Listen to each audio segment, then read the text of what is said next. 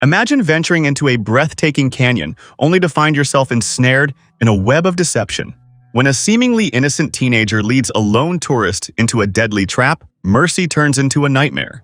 But the real horror begins when a mysterious woman emerges, offers food, shelter, and joy at night, but demands something unimaginable. Will he escape, or will he be forced to confront the darkest corners of his fate? Let's dive into the movie's explanation. At the very beginning of the movie, we see a small child wandering in desert sand, gripping something disturbing in his tiny hand, a human finger. He scans the horizon, lost and searching for his mother. Not far off, Wyndham, a photographer on a mission to capture the solar eclipse, sets up his camera in the vast, empty landscape. As day turns to dusk, he packs up and heads back to his car, only to be stopped by the sight of a boy. This child looks haunted, his clothes dusty, his eyes hardened by something Wyndham can't quite understand. When Wyndham offers help, the boy hesitates, almost repulsed, and then silently gestures toward the horizon before disappearing into the sands. Wyndham, confused and uneasy, attempts to follow, but darkness falls, swallowing both the boy and any sign of civilization. As he settles in for the night under a canopy of stars, a delicate, almost musical chime, echoing through the desert air. Startled, Wyndham sits up, searching for the source. It seems to be calling him deeper into the unknown, drawing him towards something he can't see, and definitely he isn't prepared to face. Wyndham is on edge, every sound amplified in the vast emptiness around him. That strange chime echoes softly, almost as if it's moving with the wind. Unable to resist, he rises and follows the sound deeper into the desert. His flashlight cuts through the darkness, and before long, he stumbles upon something bizarre. Stakes planted in the ground, with ropes strung between them. Hanging from each rope are glass bottles that sway gently, creating the haunting melody that fills the night. Confused yet drawn in, he traces the line of stakes to a cliff's edge. He peers over and sees something unexpected, a canyon, and at the bottom, a small, rickety wooden house. In the faint moonlight, he spots a woman wandering outside, humming a tune as eerie as the chimes that led him here. Desperate for answers, Wyndham shouts for her help, but she simply turns and steps inside as if she hadn't heard him. Then, something catches his eye, an iron ladder leading down the canyon wall, stopping halfway before turning into a rope ladder that sways precariously in the wind. With no other option, Wyndham begins his descent, feeling the weight of the desert silence pressing down on him. Wyndham's heart pounds as he navigates the rope ladder, each step creaking under his weight. When he finally reaches solid ground, he approaches the house and knocks, his urgency growing. There's no response, only the soft creak of wood shifting in the night. Taking a breath, he pushes the door open and steps inside, where he finds the woman calmly standing at the stove, stirring a pot. She turns as if she's been expecting him and offers a gentle smile, gesturing for him to sit. Without a word, she places a bowl of soup before him, her movements slow and deliberate. Although he's filled with questions, the warmth of the food and the peculiar hospitality put him at ease. He thanks her and begins to ask about the boy he encountered, but she only smiles, telling him to rest until morning. Exhausted and wary, he lies down in a small bed, trying to ignore the uneasy feeling creeping into his mind. The dawn creeps over the canyon, casting eerie shadows on the walls as Wyndham awakens, disoriented. For a brief moment, he forgets where he is, until the haunting images of last night come flooding back. Determined to find his way home, he gathers his things and steps outside, hoping to spot the ladder he descended, but it's nowhere to be found. Confused, he returns to the house, where he finds Alina, the mysterious woman, on the roof, repairing broken shingles. Pulling out his camera, he snaps a few photos of the surroundings, his photographer's eye catching grim details etched into the canyon walls. Strange markings that seem like warnings or memorials. Curiosity growing, he calls up to Alina and asks about the missing ladder, but she either doesn't understand or pretends not to. Frustrated, Wyndham wanders around the canyon, shouting for help, but the echoes only deepen his feeling of isolation. Alina later offers to wash his dusty clothes, a gesture he reluctantly accepts, stripped of options. The day drags on, and as the night closes in, he tries once again to find a way out, but the canyon holds him tight and exhaustion finally forces him back inside. Morning arrives, but Wyndham's hope dwindles. Alone and unable to escape, he combs the house, looking for anything that could aid him in his climb out of the canyon. Finding an old hammer, he heads back out, determined to scale the walls. As he's about to begin, a sudden movement above catches his eye, a chicken carcass plummeting from the canyon's edge, startling him enough to lose his grip and fall back in.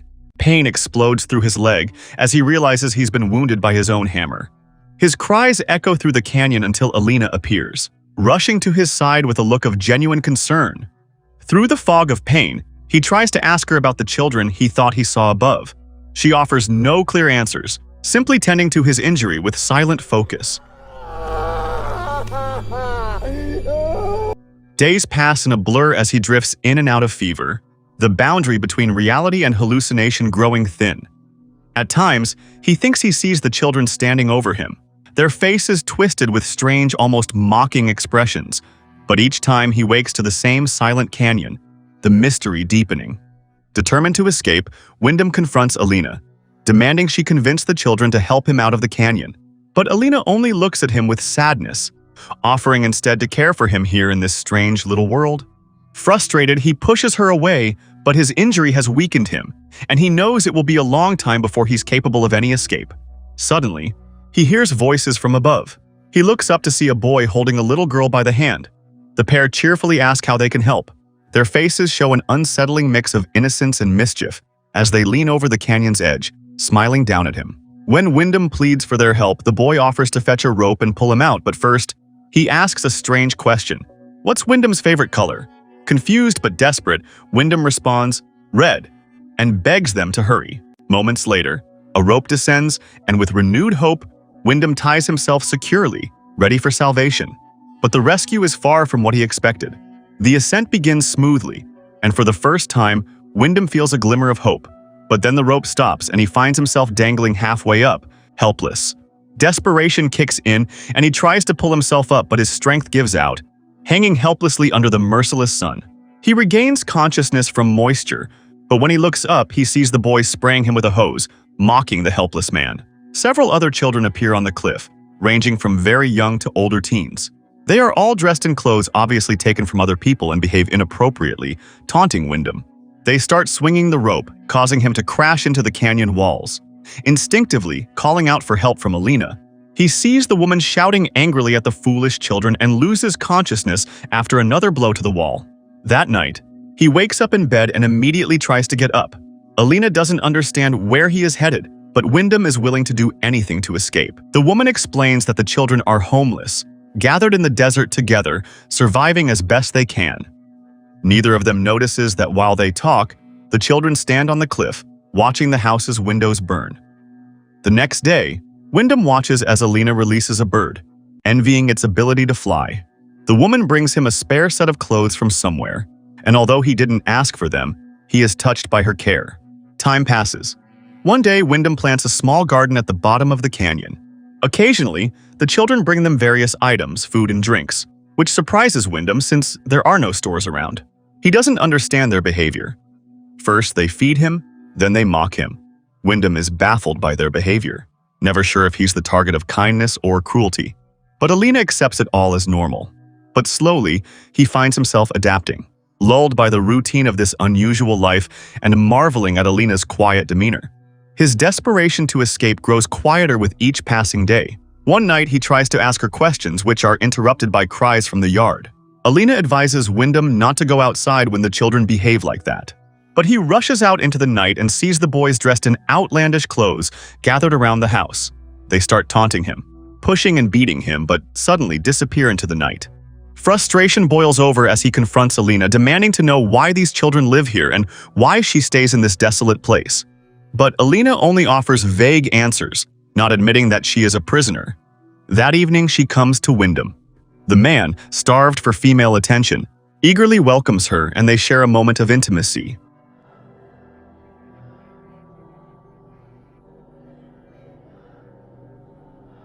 Time passes.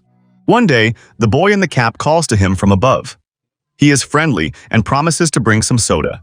Wyndham returns to his plants and unexpectedly finds a wedding ring and car keys buried in the sand. The discovery rattles him, each item a reminder of the world beyond the canyon's walls, a world he's slowly losing sight of. As dusk falls, Alina approaches Wyndham with a faded portrait, a woman she calls the First Mother. Her tone is reverent, as though she's sharing a piece of sacred history. Alina explains that this woman was the first to build a life here, to raise children, and that now she's carrying Wyndham's child. Stunned, Wyndham can't believe his ears. He never wanted to have children here, especially with a woman he barely knows. He yells at Alina, but he has no choice but to accept it. The next morning, he finds his garden destroyed by local birds. However, he discovers Alina helping to replant it, a quiet act that brings him comfort. Gradually, life in the house returns to some semblance of order. Alina runs the household and Wyndham exercises, working on his leg. One day, the boy in the cap visits again. He is very curious and asks Wyndham many questions. Wyndham asks him to help Alina, as she is going to have a child, and they will need a doctor. The man asks the boy to bring some rope and something heavy to use as a counterweight. He plans to climb out and take them to the city, where he can take care of the woman and the boy. The boy promises to do everything when everyone is asleep or gone, but then one of the older boys appears and takes him away. Later, Wyndham tells Alina that the boy wants to study, that he is smart, different from the others, and wants to live differently. The man wants to help him and help her too, but Alina reacts strangely. She tries to find out exactly what Wyndham is missing here. When he mentions freedom, Alina is puzzled. After all, no one forbids him from doing anything here. Isn't that freedom? She asks. The man tells her about the outside world, remembering the ocean and a cheeseburger. Alina doesn't know what that is, so Wyndham explains what the dish consists of. The woman admits that her mother used to say that mirages live outside, but here in the desert, everything is real. Wyndham takes out his camera and shows her the photos he took on the day he ended up here. But what impresses the woman is not the solar eclipse but a random shot in the car with music playing in the background. At night, he has nightmares about the terrifying faces of the children mocking someone. In the morning, he hears Alina's terrible scream from the yard, and, rushing outside, he sees the boy in the cap crucified over the canyon on wires. The savages stand on the cliff laughing. The woman suddenly declares that brothers wouldn't do such a thing. She accuses Wyndham of killing her son. In a fit of rage, she strikes him with a board, rendering him unconscious. When he regains consciousness, he finds himself caged like an animal, his pleas for freedom met with cold silence from Alina. She feeds him scraps, watching him with a strange intensity while the children come and go, treating his suffering as entertainment. Days pass, with Wyndham imprisoned in his cage, enduring both Alina's cold indifference and the children's cruel taunts. One day, he catches the attention of a young girl who seems different, almost out of place among the others. Whispering, he begs her to get help, to find someone who can free him from this nightmare. The girl promises to return, offering him a glimmer of hope. But before she can escape, the children catch her and drag her to the canyon's edge, where they violently kill her before his eyes. Wyndham watches helplessly, the brutality breaking any remaining hope he had. As time goes by, Wyndham continues to stay trapped in the cage. Overwhelmed by despair, he reaches a breaking point. He calls out to Alina, claiming he wants to stay with her to raise their child together. Wyndham offers to give up everything if she will just set him free. Alina listens, but her expression remains unreadable. She laughs, telling him he's had no choice from the moment he entered the canyon. He's merely a seed blown in by the wind, destined to fulfill a role he never chose. She tells him he will stay in the cage until the child is born, after which he will have no further use. Wyndham remains in the cage, involuntarily witnessing unnatural rituals conducted by Alina, her children, and her brothers.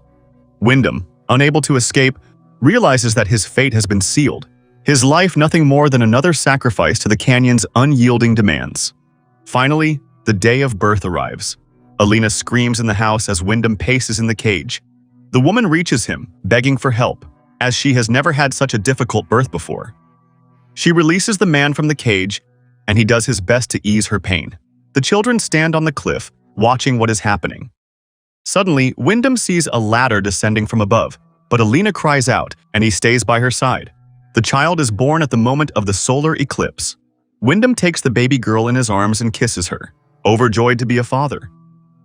Alina begs him to give the baby to her, and when she receives the child, she promises to feed and protect her until she becomes the new mother. Alina murmurs that Wyndham has fulfilled his purpose, and in that moment a shadow looms behind him. The boy sneaks up and slits the man's throat, exulting over the collapsing body. He assures Wyndham that he is doing it for the mother. As his vision fades, he catches a last glimpse of Alina and the baby. Wyndham's life slips away. Later, Alina gathers Wyndham's belongings and packs them in a chest, then goes to the baby. promising her that everything will be fine. Meanwhile, Wyndham's body decomposes in the yard of the house, sprouting grass and turning to dust. This is where this unusual film ends.